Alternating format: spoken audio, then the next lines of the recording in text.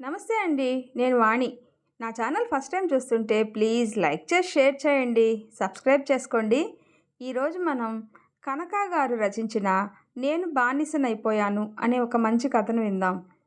చదువు ఎప్పుడూ మంచే నేర్పిస్తుంది. కానీ నేర్చుకునే విధానంలోనే తేడా ఉంటే మనిషిని పతనం చేస్తుంది. అవును, నేను బాగా చదువుకున్నా. కానీ చదువు నాకేం నేర్పింది? బీటెక్ చదివినా ఉపయోగం లేదు.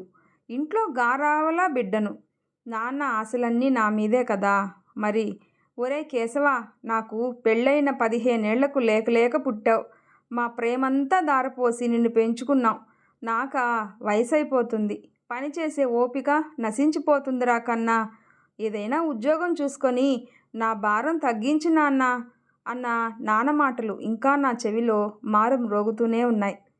కాలం నన్ను మర్చిపోయింది అనిపిస్తుంది. అందుకే అందరూ ముందుకు వెళ్తున్నారు, నేను తప్ప. నన్ను నడిపించే కాలం నాకెందుకు దగ్గరగా చేరడం లేదో తెలియలేదు.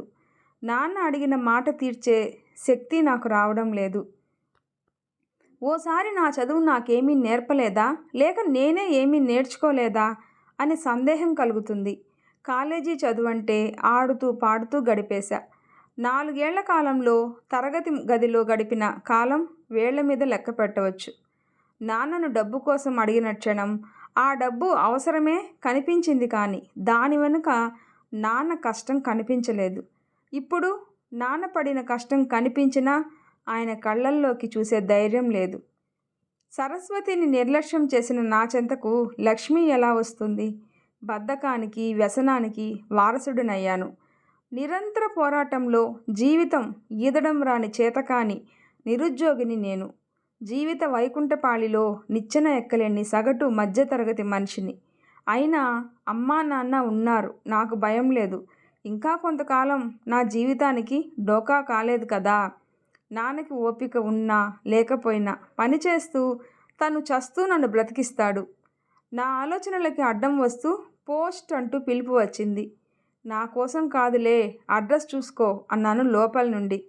కేశవ అంటే మీరేగా, మీకే అంటూ గుమ్మంలో నుండే లోపలికి విసిరేశాడు. పాపం, ఆ పోస్ట్ మ్యాన్కి కూడా నాలాగే సహనం నశించి ఉంటుంది. కవర్ తీసి పేరు అడ్రస్సు చూశాను. కేశవ అని ఉంది. నా కోసమే అనుకొని మళ్ళీ నా గదిలోకి వెళ్ళిపోయాను. అమ్మ కాఫీ కప్పుతో వచ్చింది. ఏమిట్రా అది అన్నది టేబుల్ మీద ఉన్న కవర్ చూసి. ఏమో అన్నాను, ఏదో పుస్తకం చదువుతూ. ఏదో పుస్తకం కాదు, బుచ్చిబాబు గారి నవల చివరకు మిగిలేది చదువుతూ. ఆ కథలో దయానిధికి నాకు దగ్గర పోలికలు ఉన్నాయి. ఏమో ఏంట్రా, ఏదైనా ఉత్తరం వస్తే తీసి చూడాలని ఆత్రం లేకపోతే ఎలా? రా, ఏమిటో చూడు అంటూ నా చేతికి అందించింది. నా కోసం కాదులే అమ్మా అంటూ నాకు ఉద్యోగం రాదని నాకు అర్థమైపోయింది. చదువుకున్న అందరికీ ఉద్యోగాలు ఇవ్వడం ఎవరి తరం అనుకున్నా మనసులో. నేను పుస్తకం చదువుకుంటుంటే మధ్యలో ఏంటమ్మా నువ్వు అంటూ అమ్మను కోప్పడుతూ ఆమె చేతిలో ఉత్తరం తీసుకున్న కోపంగా. మన కోపం భరించేది అమ్మే కదా. ఆ ప్రదర్శన అంతా అమ్మ మీదే.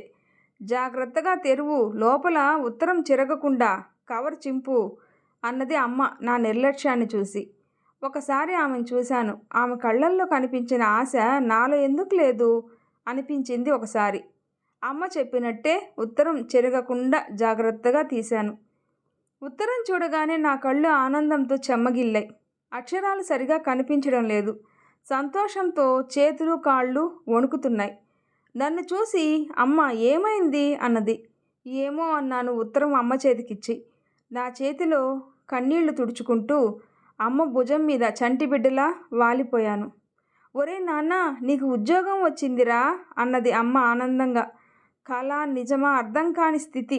ఉండు, నీకు స్వీట్ చేసి తీసుకువస్తాను అని అమ్మ వంటగదిలోకి వెళ్ళింది. పిచ్చి తల్లి, కొడుకు మీద ప్రేమతో స్వీట్ చేసి పెట్టాలని. రాత్రి 9 గంటలకు నాన్న వచ్చాడు. అమ్మ నా ఉద్యోగం గురించి నాన్నకు చెప్పింది. నాన్న ఆనందంగా, నా కొడుకు ఏమనుకుంటున్నావు అన్నాడు మీసం మెలితిప్పుతూ గర్వంగా.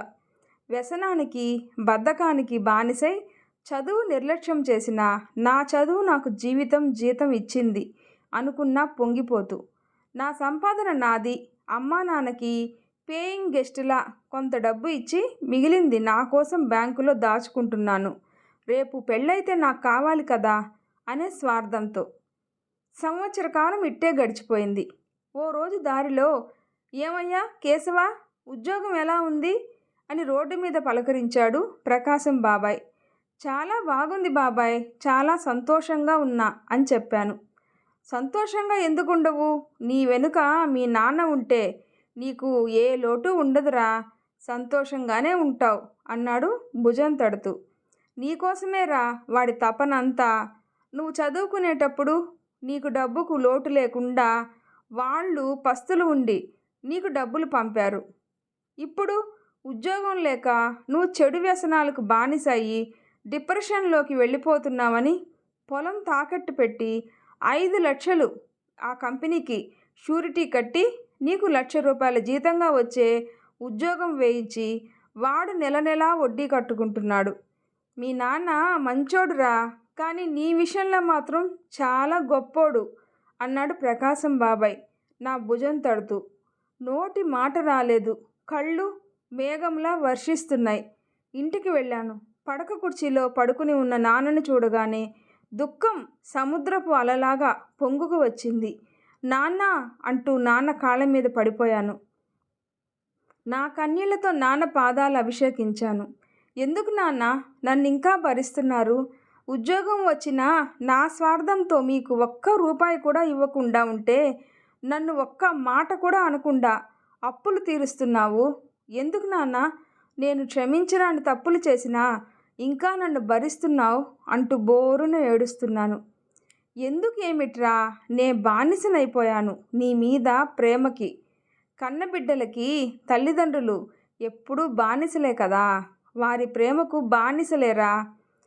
అమ్మా నాన్నగా అది మా బాధ్యత అంటూ నన్ను భుజం పట్టుకుని పైకి లేపారు.